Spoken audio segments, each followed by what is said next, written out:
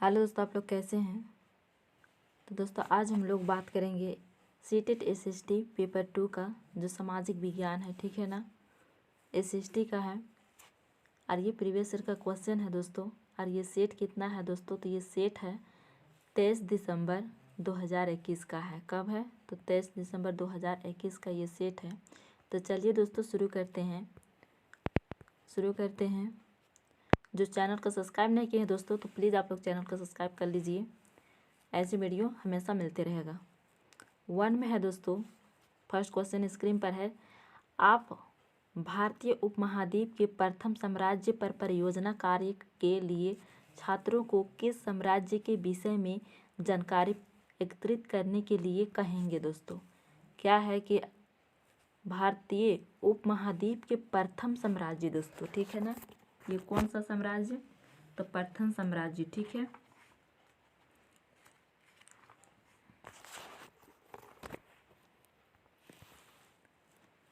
M है गुप्त साम्राज्य, बीम है वक्टिका साम्राज्य, और सीम है कुषाण साम्राज्य, और डीम है मौर्य साम्राज्य। तो बताइए दोस्तों क्या हो जाएगा इसका सही आंसर। तो दोस्तों इसका सही आंसर क्या हो जाएगा, तो इसका सही आंसर हो जाएगा दोस्तों डी ऑप्शन। क्या हो जाएगा, डी ऑप्शन, मौर्य साम्राज्य, ठीक है ना। तो दोस्तों ये मौर्य साम्राज्य का संस्थापक कौन थे दोस्तों, तो मौर्य साम्राज्य के संस्थापक थे कौन, तो चंद्रगुप्त मौर्य थे। कौन थे दोस्तों, तो चंद्रगुप्त मौर्य थे, ठीक है ना। चंद्रगुप्त मौर्य थे। और फिर ये कब स्थापना हुआ था, तो ये 321 ईसा पूर्व में हुआ था। कब हुआ था, तो 321 ईसा पूर्व में हुआ था, ठीक है ना, ईसा मसीह की जन्म से पहले, ठीक है। नेक्स्ट क्वेश्चन है दोस्तों कि नेक्स्ट क्वेश्चन क्या है कि शुरुआती सिक्कों को आहत सिक्के कहा जाता है। क्यों कहा जाता है आहत सिक्के दोस्तों। एम है धातु के सिक्कों पर आकृतियां आहत थी, और बीम है आकृति देने के लिए सिक्कों को ठोस औजार द्वारा आहत किया जाता था, और सीम है लोगों को आहत मुद्रा भुगतान के बाद रसीद के तौर पर मिलती थी, और डीम है कि आसान संचयन के लिए सिक्कों को आहत किया जाता था। तो बताइए दोस्तों कि शुरुआती सिक्कों की आहत किसे कहा जाता था। तो दोस्तों धातु के सिक्कों पर आकृतियां आहत थी दोस्तों। क्या थे, आकृतियां आहत थी, यानी ए ऑप्शन क्या हो जाएगा दोस्तों, तो ए ऑप्शन राइट हो जाएगा, ठीक है ना। नेक्स्ट क्वेश्चन क्या है दोस्तों, तो नेक्स्ट क्वेश्चन है कि दिल्ली सल्तनत काल में गुलामों को उच्च पद पर नियुक्ति करने का क्या कारण था दोस्तों। सही विकल्प चुनिए। एम है कि उन्हें नियंत्रण में रखना आसान था और कम वेतन दिया जा सकता था, और बीम है सुल्तान और उनके उत्तराधिकारियों का उनके जीवन पर स्वामित्व होता था, और सीम है वे सुल्तान और उसके उत्तराधिकारियों के प्रति वफादार होते थे, और डीम है वे अपने स्वामी के विश्वसनीय और उन पर आश्रित होते थे दोस्तों। क्या होते थे, तो आश्रित होते थे, यानी डी ऑप्शन क्या हो जाएगा, तो राइट हो जाएगा। जैसे प्रारंभिक जो दिल्ली के जो सुल्तानों, विशेष रूप से दोस्तों कौन, तो इल्तुतमिश ने सैन्य सेवा के लिए खरीदे गए जो अपने विशेष दासों का जो समर्थन किया, और दासों के राज्य के कुछ महत्वपूर्ण राजनीतिक और विभागों के जो प्रमुख के पद पर नियुक्ति करने के लिए सावधानी पूर्वक क्या किया, तो प्रशिक्षित किया था, ठीक है ना। इसीलिए सुल्तान उन पर क्या था, तो पूरी तरह से भरोसा करता था। नेक्स्ट है दीवाने खास आम की वस्तु विशेषताएं कैसे यह विचार देती है कि राजा भगवान का प्रतिनिधि होता है। एम है जनसभा कक्ष मस्जिद के दृश्य बनाया गया, तो ये क्या हो जाएगा, तो ये सही हो जाएगा, ठीक है ना। ये विकल्प क्या है दोस्तों, तो ये विकल्प सही है, ए सही है। और बीम है राजा के बैठने का उच्च सिंहासन यह दर्शाता था कि वह सबसे ऊपर है। क्या है? वह सबसे ऊपर है। तो ये भी क्या था? तो ये भी सही था दोस्तों, ठीक है। और सेम है, सिंहासन को इस तरह रखा गया था कि मुस्लिम प्रार्थना के समय यह उसके मुंह की दिशा में सामने दिखाता था। क्या करता था? दिशा में सामने दिखाता था दोस्तों, ठीक है। तो क्या हो जाएगा?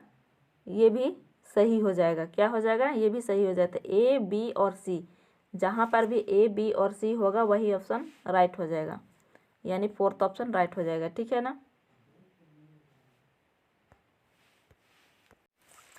नेक्स्ट क्वेश्चन है, 16वीं से 18वीं शताब्दी के दौरान अहोम लोगों के संदर्भ में कथन ए, बी और सी पर विचार कीजिए। ए, बी और सी पर विचार कीजिए। तो चलिए देखते हैं।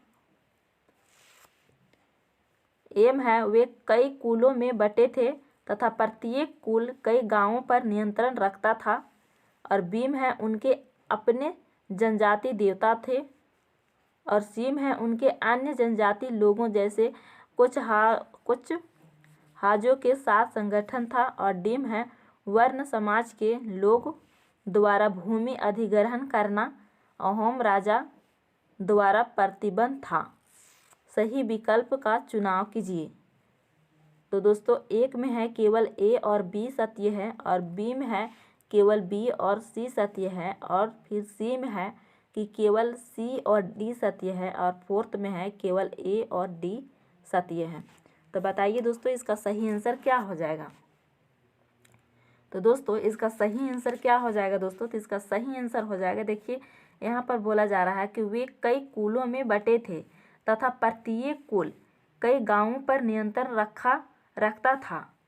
क्या करता था? रखता था। ये क्या करता था? तो रखता था। तो ये बिल्कुल राइट है दोस्तों।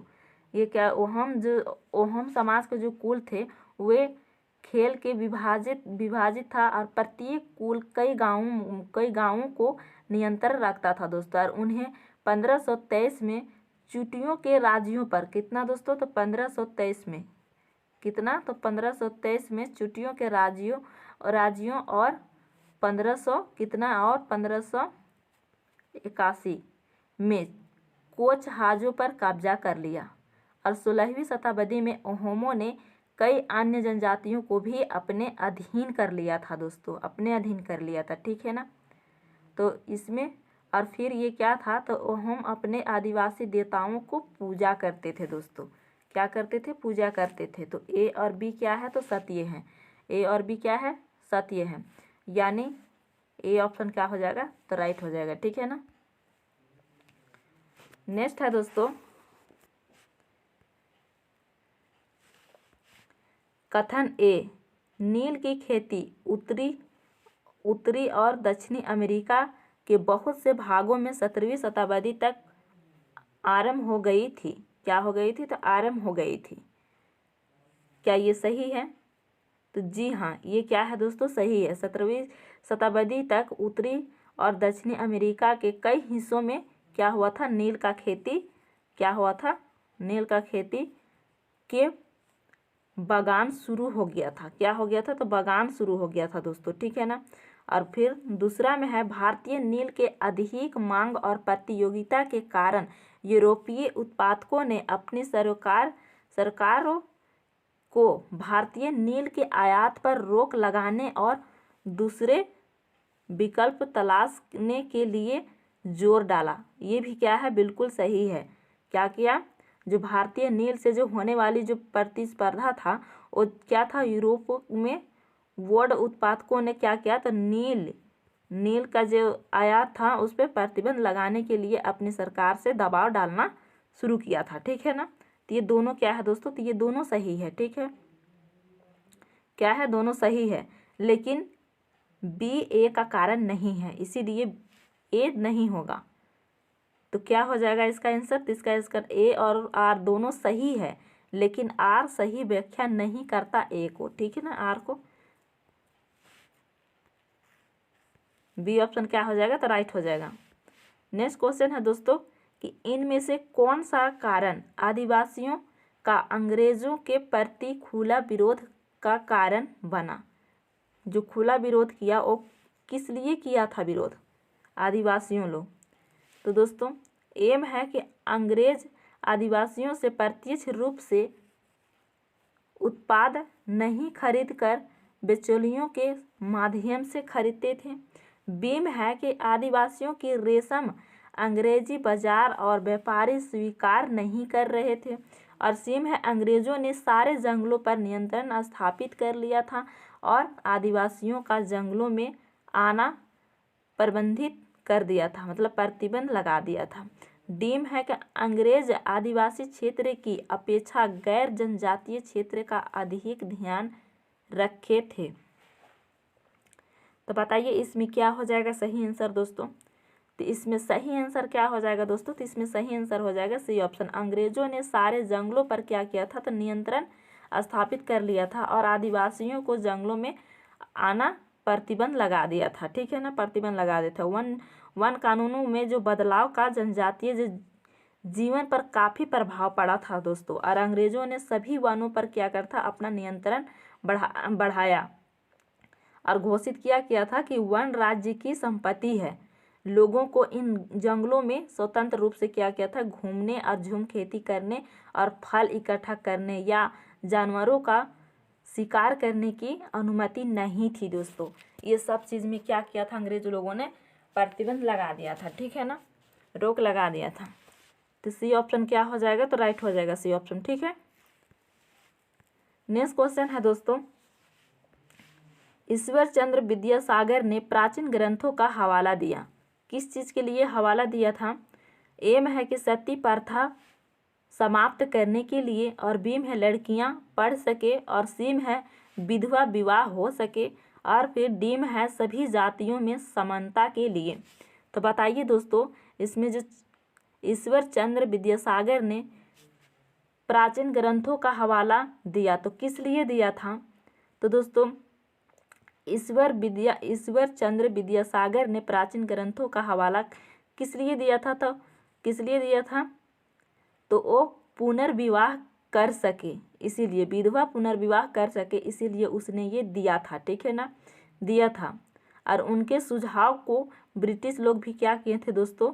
ब्रिटिश जो अधिकारी थे वो भी क्या किए थे? तो उसको स्वीकार किए थे। क्या किए थे? तो स्वीकार किए थे। ठीक है ना, स्वीकार किए थे।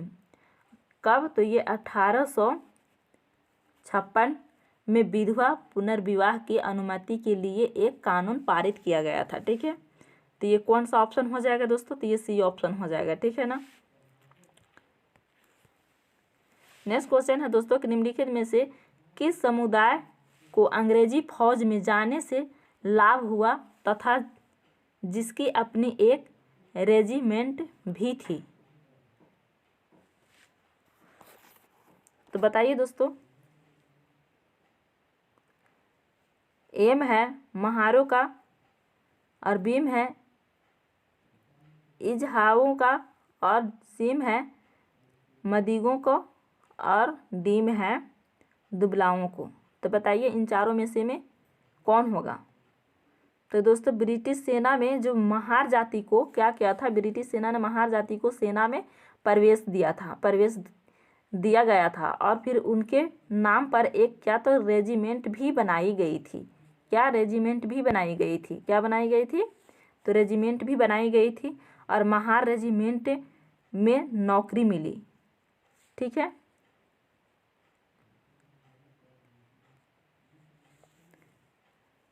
मतलब हुआ क्या था कि जैसे कि अछूत माने जाने वाले कई महार लोगों को महार रेजिमेंट में क्या मिला था? तो नौकरी मिला था। ठीक है ना, तो ए ऑप्शन क्या हो जाएगा दोस्तों? तो ए ऑप्शन राइट हो जाएगा। ठीक है, नेक्स्ट क्वेश्चन है दोस्तों कि निम्नलिखित में से कौन सा कथन ई.वी. रामास्वामी पेरियार के विचारों से मिलता जुलता नज़दीक है? तो बताइए दोस्तों ये क्या है दोस्तों? एम है यह सिद्ध करने के लिए कि हम भी मनुष्य हैं और मंदिर में प्रवेश करना चाहिए।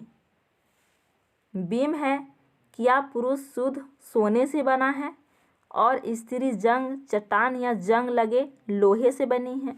सीम है कि मानवता के लिए केवल एक ही जाति, एक ही धर्म और एक ही ईश्वर है। डीम है यदि आप स्वयं को जाति से मुक्त करना चाहते हैं तो आपको सभी धर्म से स्वयं को मुक्त करना होगा। मिलता जुलता है तो ये कौन सा हो जाएगा? डी ऑप्शन राइट हो जाएगा।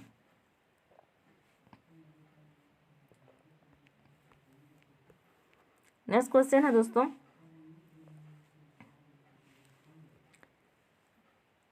भारत में जन राष्ट्रवाद की वृद्धि के विषय में व्यक्तियों पर विचार करें तथा सही विकल्प चुनें। ए में क्या है कि प्रथम विश्व युद्ध में अत्यधिक खर्चे के कारण भारत सरकार ने लोगों पर भारी टैक्स थोप दिए थे। क्या किए थे? भारी टैक्स थोपे थे। ये बिल्कुल राइट है दोस्तों। बी में है कि जनसाधारण के लिए तेजी से बढ़ती हुई कीमतों के कारण कठिनाइयाँ बढ़ गई। क्या हुई? कठिनाइयाँ बढ़ गई। ये भी क्या है? तो ये भी सही है। और सी में है कि 1917 की रूसी क्रांति के बाद किसानों और श्रमिकों के संघर्ष, नए विचार और समाजवाद का भारतीय राष्ट्रवादियों में प्रसार हुआ। तो दोस्तों बताइए इसका सही आंसर क्या हो जाएगा? तो ये तीनों सही है दोस्तों। तो तीनों सही है तो फोर्थ ऑप्शन राइट हो जाएगा। ठीक है ना। नेक्स्ट है कि प्रथम विश्व युद्ध के विषय में व्यक्तियों पर विचार करें तथा सही विकल्प चुनें। ए में है युद्ध के कारण औद्योगिक उत्पादों की मांग पैदा हुई, अतः आयात में कमी आई। क्या हुई? आयात में कमी आई। ये भी बिल्कुल सही है। ठीक है ना। बी ऑप्शन क्या है दोस्तों? तो बी ऑप्शन है कि भारत में युद्ध के दौरान औद्योगिक विस्तार हुआ। क्या हुआ? भारत में युद्ध के समय औद्योगिक विस्तार हुआ। ये भी क्या है? तो सही है। और सी में है व्यापार समूह को युद्ध के कारण भारी नुकसान हुआ। क्या हुआ? युद्ध के समय भारी नुकसान हुआ। तो इसमें कौन सा हो जाएगा? तो ये बी और ए सही है। ए ऑप्शन क्या हो जाएगा? तो ए ऑप्शन राइट हो जाएगा। ठीक है ना। नेक्स्ट है दोस्तों,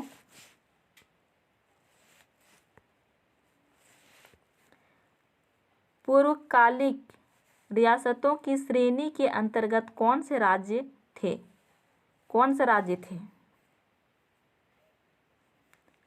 तो दोस्तों एम है वे राज्य जिनके शासकों ने भारत में विलय स्वीकार किया था। और फिर बी में है वे राज्य जिनके शासकों ने पाकिस्तान में विलय स्वीकार किया था। तो जी नहीं दोस्तों, ये गलत हो जाएगा। ए सही है। और सी में है जिन्हें प्रशासनिक इकाई के रूप में राज्य का दर्जा प्राप्त होने तक रखा गया। ये भी सही है।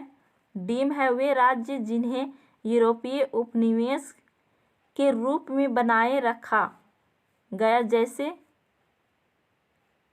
गोवा। यहाँ पर होगा, यहाँ पर टाइपिंग छूट गया है। ठीक है ना। यहाँ पर गोवा होगा, गोवा और पुदुचेरी। ठीक है। तो ये भी क्या है दोस्तों? तो सही है। यानी ए, सी और डी सही है। ए, सी, डी कहाँ है? तो 3 ऑप्शन में है दोस्तों। देख लीजिए 3 ऑप्शन में है। ठीक है ना। तो चलिए नेक्स्ट क्वेश्चन चलते हैं दोस्तों। नेक्स्ट क्वेश्चन में है कि निम्न सूची पर विचार करें। क्या है? तो निम्न सूची पर विचार करें। एम है अरावली, यहाँ पर देखिए Alps, Aravalli, Appalachian, Himalaya, Ural और वोसेजस। ये सूची में से कौन सा दूसरों से भिन्न है? अब यहाँ पर जो भिन्न है उसे बताना है। तो कौन सा भिन्न है दोस्तों?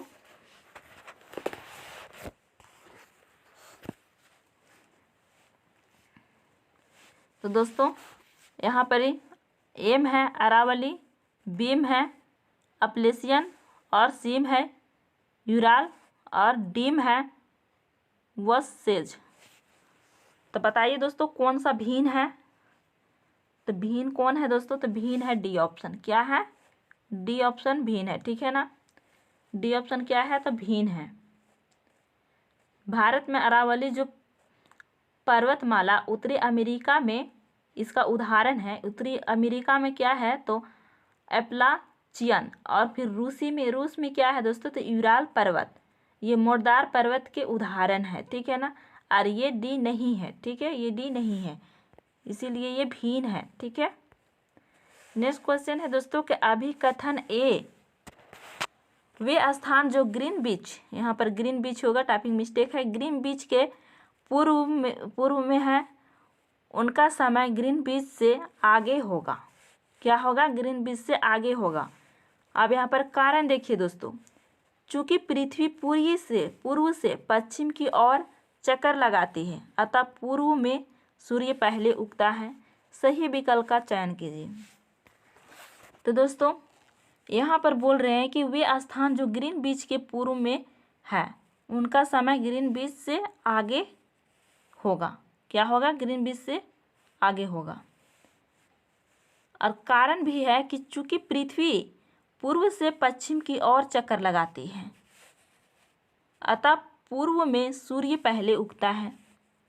जैसे कि ये पृथ्वी है दोस्तों, और पृथ्वी पश्चिम से पूर्व की ओर चक्कर लगा रहा है, तो ये ए भी सही है और आर भी सही है।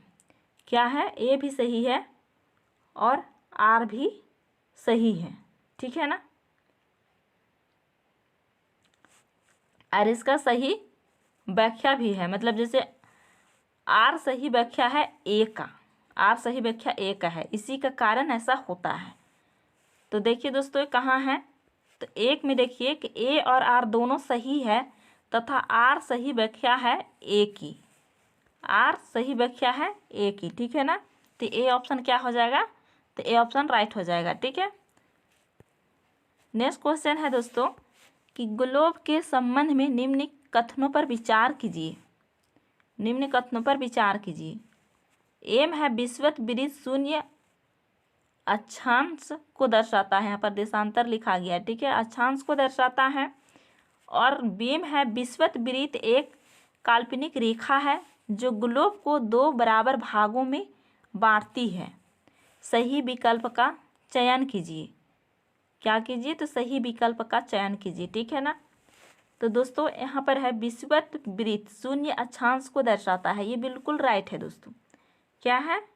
तो बिल्कुल ये राइट है। विषुवत वृत्त शून्य अक्षांशों को दर्शाता है। जैसे कि ये पृथ्वी है और ये विषुवत वृत्त है। क्या है दोस्तों? तो ये विषुवत वृत्त है, ठीक है ना। और ये इसको अक्षांश कहते हैं।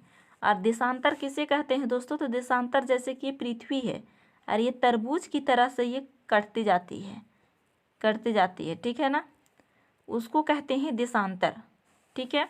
अब यहाँ पर यह है कि विषुवत वृत्त एक काल्पनिक रेखा है जो ग्लोब को दो बराबर भागों में बांटती है। ये भी बिल्कुल सही है, ये काल्पनिक रेखा ही तो है, ठीक है। और ये दो भागों में बांट देती है पृथ्वी को। तो कहाँ कहाँ बांटती है दोस्तों? ये ऊपर के हिस्सा हो जाता है उत्तरी गोलार्ध और नीचे के हिस्सा हो जाता है दक्षिणी गोलार्ध दोस्तों, ठीक है ना। क्या हो जाता है? तो दक्षिणी गोलार्ध हो जाता है। तो ए और बी दोनों सही है दोस्तों, और ए और बी दोनों सही है। तो दोनों कहाँ पर ही सही है? तो दोनों देखिए यहाँ पर थर्ड ऑप्शन में सही है, ठीक है। ए और बी दोनों सही है, ठीक है। चलते हैं नेक्स्ट क्वेश्चन में। नेक्स्ट क्वेश्चन क्या है दोस्तों? तो भारत के किस राज्य में कर्क रेखा की लंबाई सबसे कम होती है? दोस्तों ये बहुत आसान क्वेश्चन है। क्या है कि भारत की किस राज्य में कर्क रेखा की लंबाई सबसे कम होती है? जैसे कि हमारे ये भारत है, क्या है? ये हमारे भारत है और यहाँ मध्य से गुजर के जाता है, ठीक है ना। ये मध्य भारत से होकर के गुजर के जाता है कर्क रेखा। और वो कौन कौन सा राज्य से होकर के जाता है दोस्तों? तो जाता है गुजरात से, उसका बाद फिर गुजरात के बाद राजस्थान हो गया, मध्य प्रदेश हो गया, उसका बाद फिर छत्तीसगढ़ हो गया, झारखंड हो गया, पश्चिम बंगाल हो गया, उसके बाद त्रिपुरा हो गया और मिजोरम हो गया। यानी कितने राज्य से होकर के जाता है? तो 8 राज्य से होकर के जाता है दोस्तों। कितने राज्य से होकर के जाता है? तो 8 राज्य से होकर के जाता है, गुजरता है, ठीक है ना। तो यहाँ पर जो बोल रहे हैं कि रेखा मतलब कर्क रेखा जो है लंबाई सबसे कम किस राज्य से होकर के गुजरती है दोस्तों? तो 8 राज्य से होकर के गुजरती है, तो सबसे कम जो गुजरती है दोस्तों वो किस राज्य से होकर के गुजरती है? तो ए में है छत्तीसगढ़, बी में है राजस्थान, सी में है पश्चिम बंगाल और डी में है दोस्तों झारखंड। डी में क्या है? तो झारखंड है दोस्तों। तो यहाँ पर जो सबसे कम वहाँ पर गुजरती है वो राजस्थान है दोस्तों। इसका छोटा सा हिस्सा अटैच करता है। और सबसे जो लंबा पूछेगा उस वक्त किसको आंसर दीजिएगा? तो मध्य प्रदेश को दीजिएगा। किसको दीजिएगा? तो मध्य प्रदेश को दीजिएगा, ठीक है ना। मध्य प्रदेश में सबसे लंबी जाती है और राजस्थान में सबसे कम। तो बी ऑप्शन क्या हो जाएगा? तो दोस्तों बी ऑप्शन राइट हो जाएगा, ठीक है ना।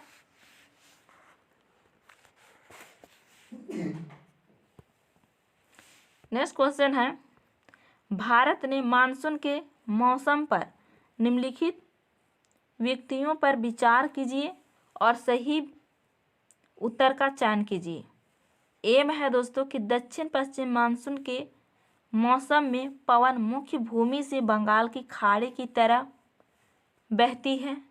तो जी नहीं दोस्तों, बंगाल की खाड़ी की तरफ नहीं बहती है, बल्कि ये बहती किधर है? जब दक्षिण पश्चिम मानसून के जो मौसम में हवाएं जो अरब सागर और बंगाल की खाड़ी से भूमि की ओर चलती है। यहाँ तो भूमि की ओर जाती है, ठीक है ना, भूमि की ओर चलती है। ये एक क्या हो जाएगा? गलत हो जाएगा। और बी में है मानसून के लौटते, यहाँ पर लौटते लिखा है, ठीक है ना, लौटते मौसम में पवन मुख्य भूमि से बंगाल की खाड़ी की तरफ बहती है। कहाँ? तो बंगाल की खाड़ी की तरफ बहती है। ये बिल्कुल सही है दोस्तों। जब वापस लौटते मानसून के मौसम को जब हवाएं मुख्य भूमि से वापस जो होती है वो बंगाल की खाड़ी में चली जाती है, ठीक है। और सी में क्या है दोस्तों? तो सी में है कि भारत के दक्षिणी भागों में मानसून के लौटने के मौसम में वर्षा होती है। ये भी बिल्कुल राइट है दोस्तों। क्या है? ये भी बिल्कुल राइट है। जब भारत के जो दक्षिणी भागों में विशेष रूप से कहाँ होता है दोस्तों ये वर्षा? तो ये होता है तमिलनाडु और आंध्र प्रदेश में दोस्तों। तमिलनाडु और आंध्र प्रदेश में, ठीक है ना। तमिलनाडु और आंध्र प्रदेश में होता है, ठीक है। तो बी और सी राइट है दोस्तों। तो बी और सी कहाँ पर है दोस्तों? तो बी और सी है 2 ऑप्शन में, ठीक है ना। 2 ऑप्शन राइट हो जाएगा। नेक्स्ट है दोस्तों कि निम्नलिखित में से किसी सेल में जीवाश्म मिलने की संभावना है? ए में है अवसादी सेल, बी में है कांतरिक सेल और सी में है अग्नीय सेल। सही विकल्प का चयन कीजिए दोस्तों। अब इसमें से में किस में है? अब इसमें सही विकल्प का चयन कीजिए। तो दोस्तों जीवाश्म 3 प्रमुख चट्टानों के बीच मिलती है। ये तलछटी जो चट्टाने में जो सबसे अधिक पाए जाते हैं वो अधिकांश आग्नेय और कांतरिक चट्टानों के विपरीत होते हैं और ये कहाँ मिलते हैं? तो अवसादी सेल में मिलते हैं, ठीक है ना। और ये अवसादी सेल में मिलते हैं। तो सब कौन सा हो जाएगा आंसर? सिर्फ ए हो जाएगा, केवल ए हो जाएगा, ठीक है। ए ऑप्शन राइट हो जाएगा। नेक्स्ट है दोस्तों कि वे बिना किसी मानवीय हस्तक्षेप की प्राकृतिक प्रक्रियाओं द्वारा निर्मित होते हैं। क्या होते हैं? निर्मित होते हैं।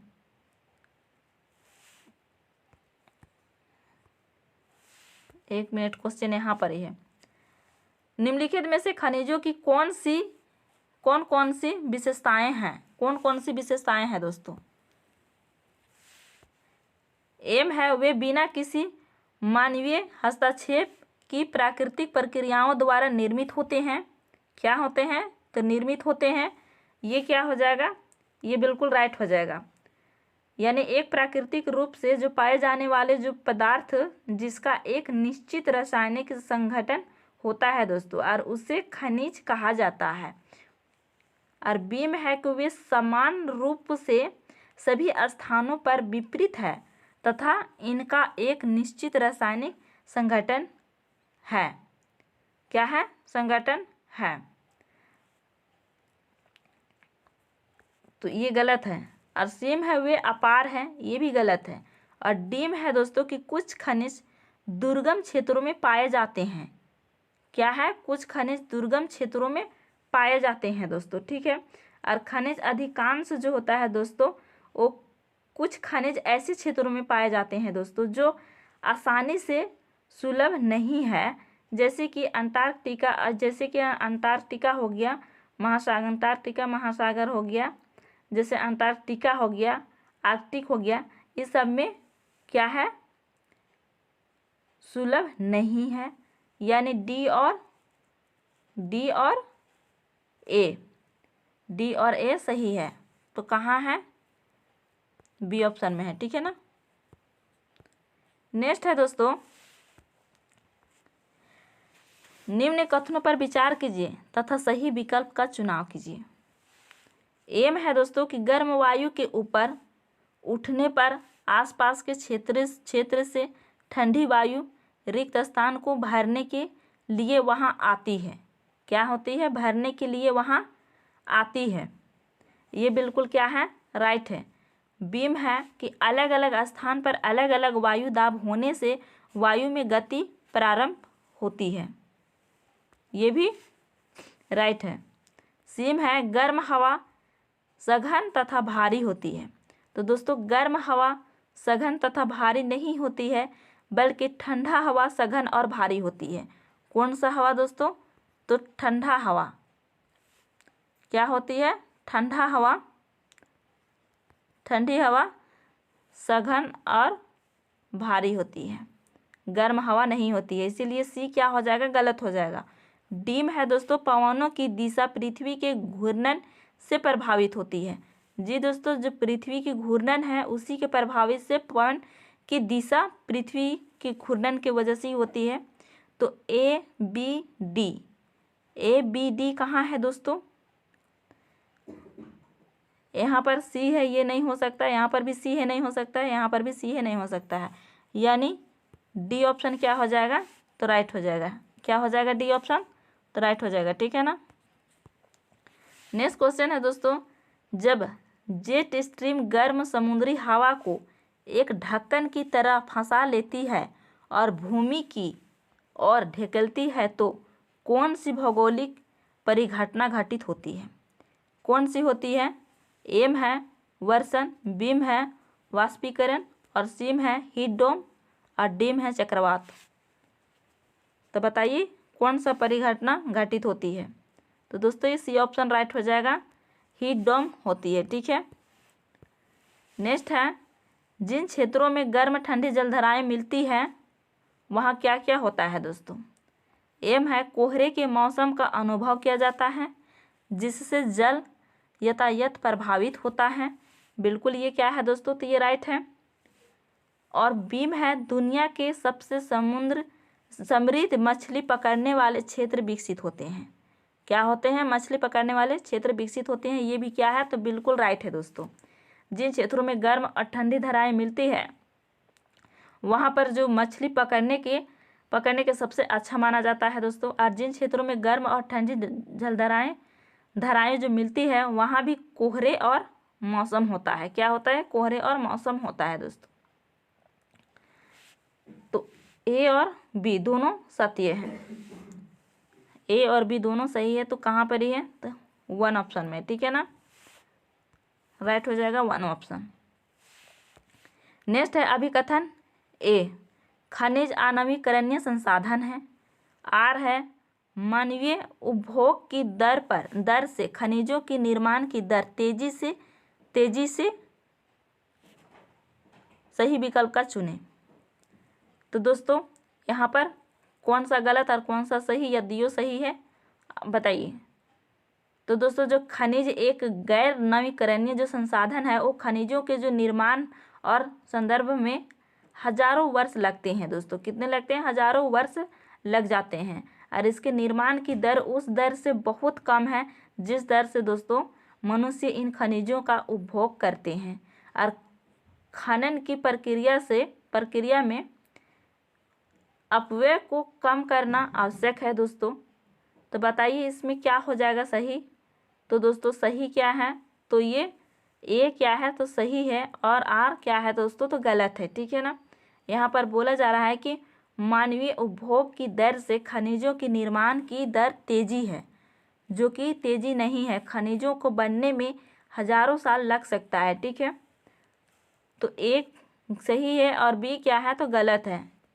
सी ऑप्शन क्या हो जाएगा तो राइट हो जाएगा, ठीक है ना। नेक्स्ट क्वेश्चन है दोस्तों कि एक अध्यापिका, ये पैडागोजी का क्वेश्चन है, एक अध्यापिका प्रवास के विषय में पढ़ा रही थी। उन्होंने अपनी कक्षा में उदाहरण दिया, सुनामी द्वारा गांव में तबाही के बाद श्रीदेवी जो मछुआरे समुदाय से है, कौन समुदाय से है तो मछुआरे समुदाय से है, उन्होंने चेन्नई में स्थानांतरित किया दोस्तों। कहाँ तो चेन्नई में स्थानांतरित किया। और कौन सा विचार संकल्पना वे पढ़ रही थी, कौन सा विचार वे संकल्पना पढ़ रही थी दोस्तों।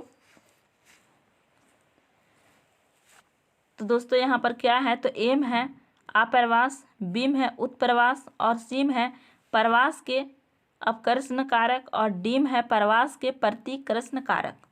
तो बताइए दोस्तों इसका क्या हो जाएगा सही आंसर।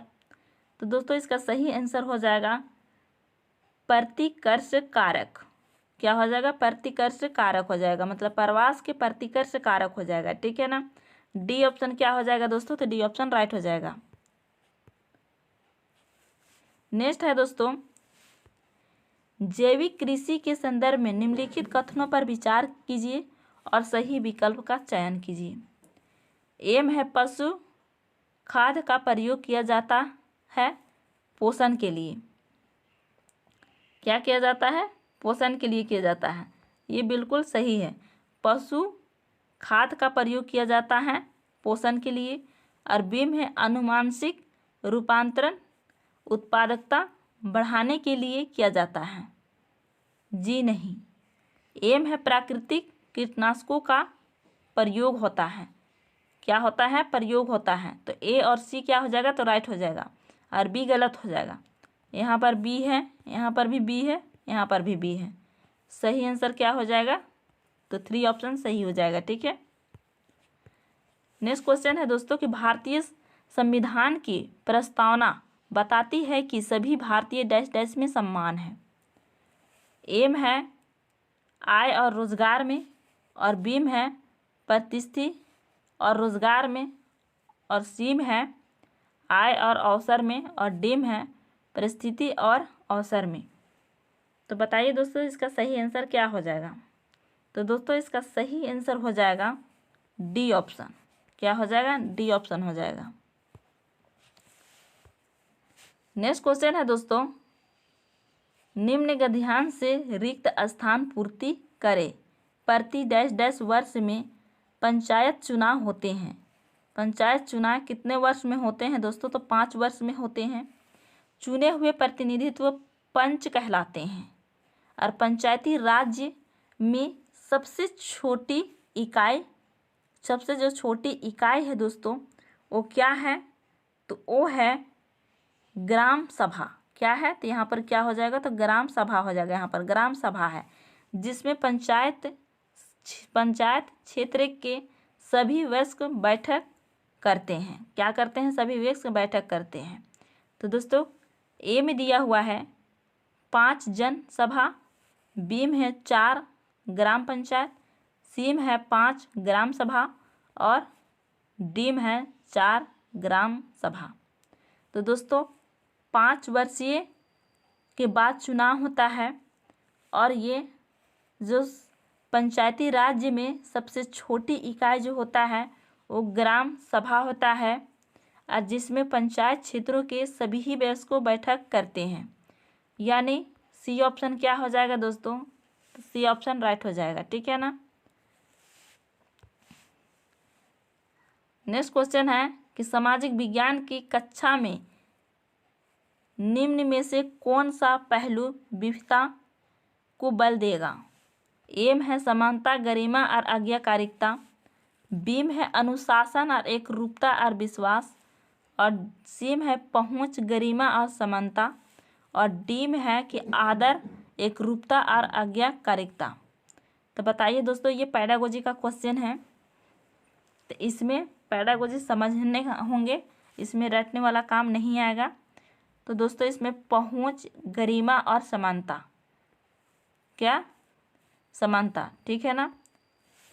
तो सी ऑप्शन क्या हो जाएगा, तो सी ऑप्शन राइट हो जाएगा, ठीक है। तो दोस्तों 30 क्वेश्चन में कितना आप लोग सही किए, कमेंट बॉक्स में कमेंट करके ज़रूर बताइएगा। आज का वीडियो में इतना ही। अगर वीडियो अच्छा लगा हो तो लाइक, शेयर और कमेंट करके ज़रूर बताइएगा। और जो चैनल को सब्सक्राइब नहीं किए हैं दोस्तों, चैनल को सब्सक्राइब कर लीजिएगा। फिर मिलते हैं नेक्स्ट वीडियो में, तब तक के लिए टेक केयर एंड बाय।